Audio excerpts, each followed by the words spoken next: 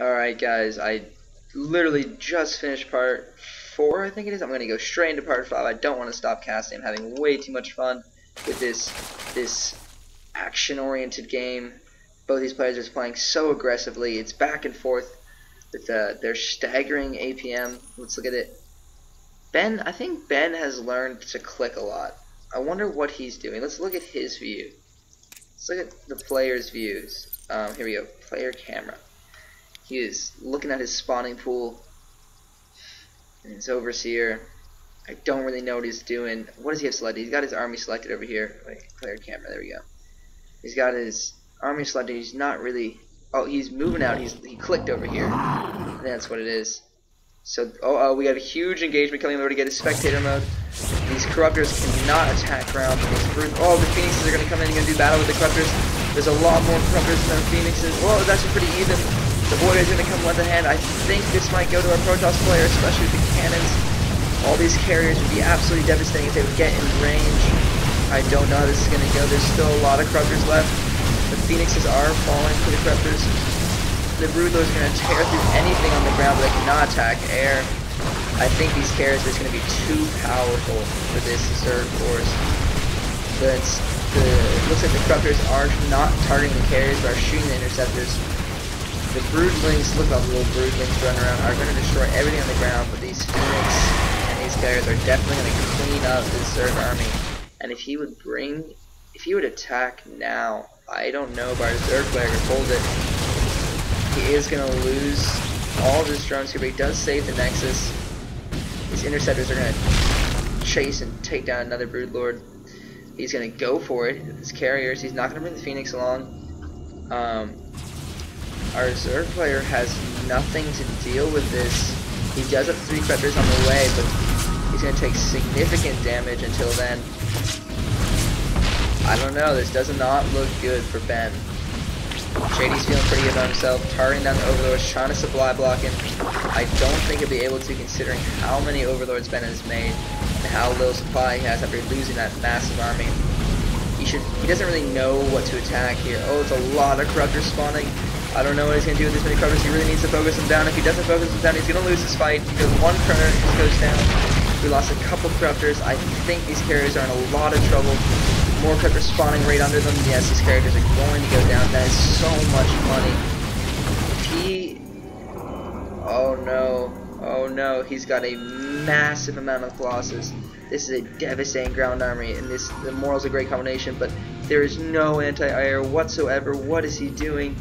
There's a couple Ultras and Zerglings out here. The Colossus could easily deal with that, but he's moving out of this Colossus. I don't think he knows that this says ground only. Targets ground. They cannot attack the Corruptors, and there are so many. How many Corruptors are there? There are 10 Corruptors with 12 more on the way. These 2 Phoenixes are so dead. Using the Graviton beam in the roads, that's very cool. And these are entirely undefended. If these Corruptors move out, they'll just kill them all. They won't even take any damage. He's gonna chase down a couple oh no, this Overseer has seen them. He knows they're undefended. Here come the Corruptors, and this is so bad for our Protoss player. This is not good. Look, he tried to attack them. He does not realize that he cannot attack them. Let's look at what he's looking at. He's not even watching that happen. He's just going to send them an attack move. He's going to concentrate on his macro. These Corruptors are faster than the Colossus. He might be able to get the Ultra Cavern. It is screaming in horror, but it is going to survive, and it will heal up, regenerate. This Ursa Calf has no fear, just wandering into the Zerg base. I feel like if I was a random fleshy animal, I would go to the Protoss base, not the Zerg base. I feel like he'd be eaten in the Zerg base and made into a penis tentacle or something. There is a Nidus network, but I don't know if he knows how to use it. It'd be really devastating to just creep an Overlord maybe behind the natural or behind the main and throw up what am I looking for? Nidus Worm, and he could take out all this tech. But at this point, it is not looking too good for the Protoss player. In the production, he has more Phoenix to try to counter those Corruptors. I'm not a big fan of the Phoenix, to be honest. They make more of a harass unit to me than a a really main army unit. Now he has so much money. He can throw down literally 15 gateways and pump out stalkers and easily overpower this army, but he prefers to keep the one gateway, which actually can warp in anything right now, but he's gonna choose not to. He still has a DT here. The Overseer's still in position, chilling out with the Ursadak Calf, which I guess is my favorite unit in this game because I can't stop talking about it. I mean, just look at him. This is like Iga's. Iga would love this unit. Look at it. This mouth, how silly it is. Alright. But we are a pretty scary looking army coming. How many Zerglings is that? That is 36 Zerglings, which will render these guys pretty useless. Because the reason they're good, they have this Guardian Shield right here. So they can only take 10 damage while they have the shield. But every time the Zerglings attack really fast, they'll take down the shield and then they're vulnerable.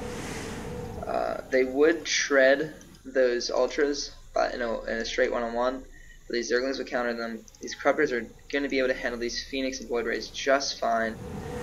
And here we go. The Zerg player is going to move out, sending the Speedlings in first, trying to keep everything in a big ball.